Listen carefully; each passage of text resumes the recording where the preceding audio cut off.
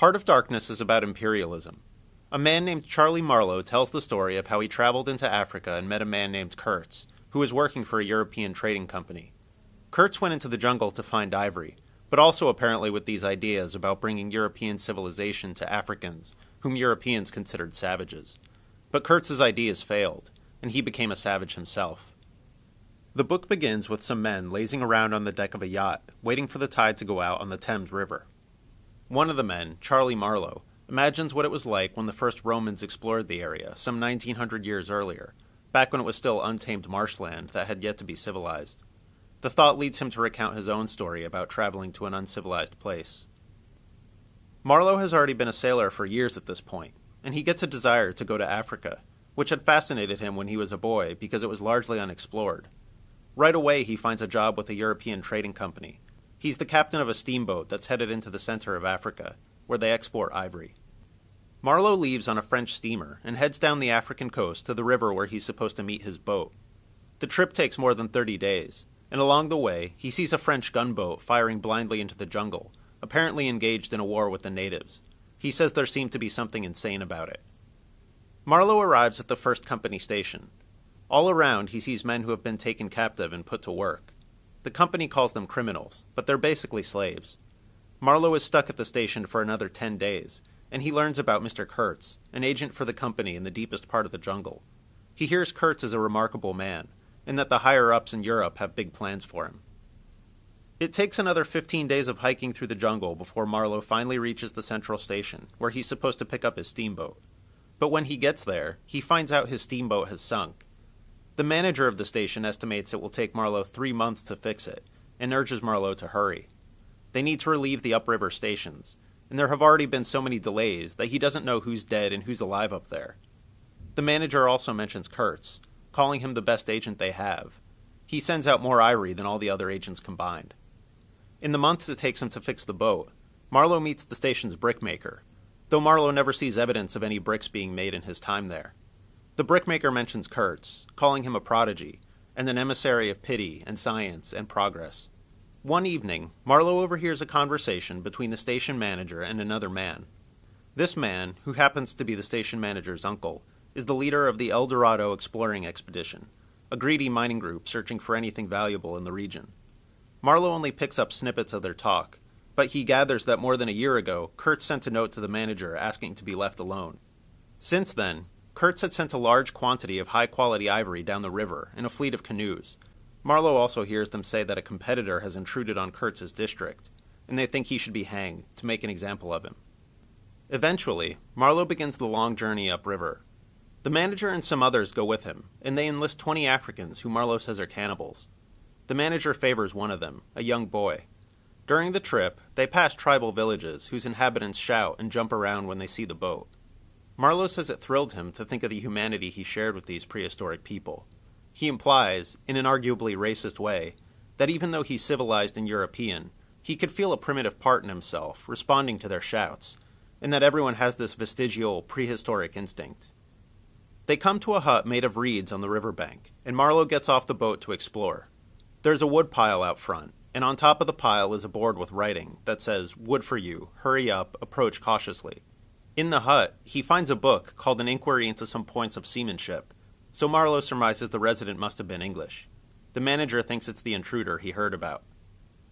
In the morning, a few days later, a thick fog holds them up.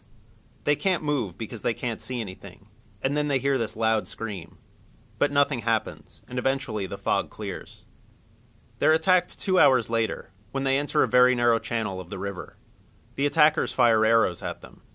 A spear hits the helmsman in the pilot house with Marlowe, and the helmsman collapses and dies. His blood gets all over Marlowe's shoes. Marlowe thinks that with such hostility around, Kurtz must surely be dead, and he laments that he'll never get to hear Kurtz speak. He thinks of Kurtz and his ideas, and of a report Kurtz wrote for the International Society for the Suppression of Savage Customs.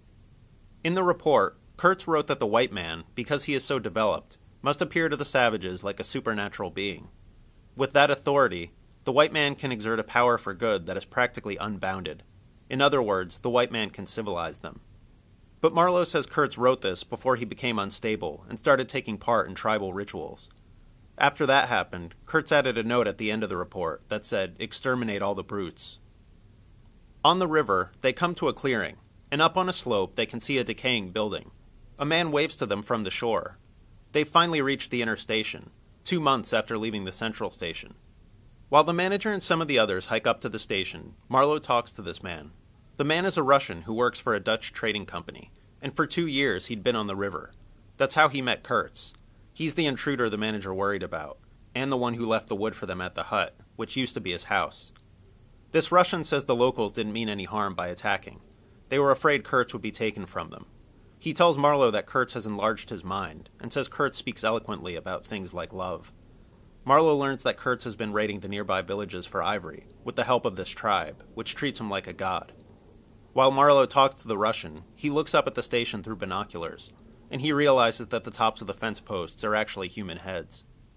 Apparently Kurtz had lost any sense of restraint, and had taken to mounting the heads of men he considered rebels outside his station. Marlowe laughs when the Russian says these men were rebels, and he recalls the slaves at the company station that the company called criminals. He thinks the wilderness has overtaken Kurtz, and implies that Kurtz himself has become a savage. The manager and the other men come back to the steamer carrying Kurtz, who is extremely sick.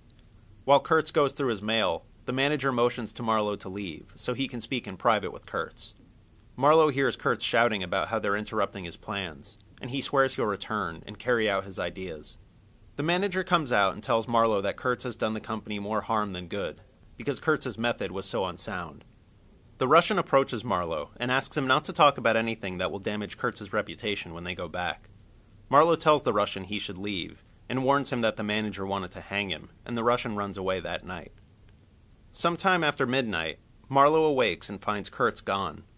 When he climbs onto the riverbank, he can see the trail where Kurtz crawled on all fours through the grass, heading toward a fire in the distance, and he decides to circle around him and head him off. Kurtz tells Marlowe to leave and hide, and Marlowe realizes that if Kurtz just shouts loud enough for someone to hear, he could be killed. Kurtz tells him he had great plans, that he was on the threshold of great things, but Marlowe threatens to beat him if he doesn't return to the steamer. At noon the next day, they leave with Kurtz, and the people of the tribe gather on the riverbank and shout mournfully at Kurtz's departure. Kurtz grows weaker and weaker as they head back down the river toward the sea. One night, Marlowe enters his room, and Kurtz says he's waiting to die. While Marlowe watches him, a change comes over his face, as if he were seeing something. His last words are, "The horror, the horror." Shortly after, the boy comes into the mess room where the men are eating dinner, and announces that Kurtz is dead. Marlowe returns to Europe after that. He says he couldn't stand to be around ordinary people who didn't know the things he knew. One day, an official from the company comes to visit Marlowe. Before Kurtz died, he gave Marlowe all his papers and correspondence, and the official says the company has the rights to the documents. Marlowe only gives him the report for the International Society for the Suppression of Savage Customs, with the last part about exterminating all the brutes torn off, but the official isn't interested. 2 days later, a man saying he's Kurtz's cousin comes to Marlowe's door. He and Marlowe talk for a little, and Marlowe learns that Kurtz was a musician, in addition to being a painter and journalist. Lastly, a journalist shows up who says he was a colleague of Kurtz's. He says Kurtz was an incredible speaker, and should have been in politics, leading some extremist party. Marlowe gives him Kurtz's report. Kurtz had mentioned his fiancée to Marlowe, and Marlowe goes to see her, and to give her the rest of Kurtz's papers. She guesses that Marlowe must have admired Kurtz, as everyone did who knew him. Kurtz was an example of goodness who drew men toward him. Before Marlowe leaves, Kurtz's fiancée wants to know what his last words were. Marlowe lies, and says the last thing Kurtz said was her name. Marlowe's story is over, and with the tide out, they start to go up the Thames toward London. The narrator says the Thames seems to lead into the heart of an immense darkness, suggesting that this civilized place isn't far removed from the primitive jungle. One point critics debate is whether Heart of Darkness is racist. The black people in the book are hardly even people. They're a metaphor for savage, primitive man. But the book also points out how false this European idea of civilizing Africa was. The Europeans brutalized and enslaved the Africans. In the end, nobody really looks good, except for maybe Marlowe, who stands by commenting on what he sees. For more information about Heart of Darkness, check out the Heart of Darkness SparkNote on SparkNotes.com. For a translation of the entire book into modern English, go to No Fear Literature, at www.sparknotes.com/nofear/lit.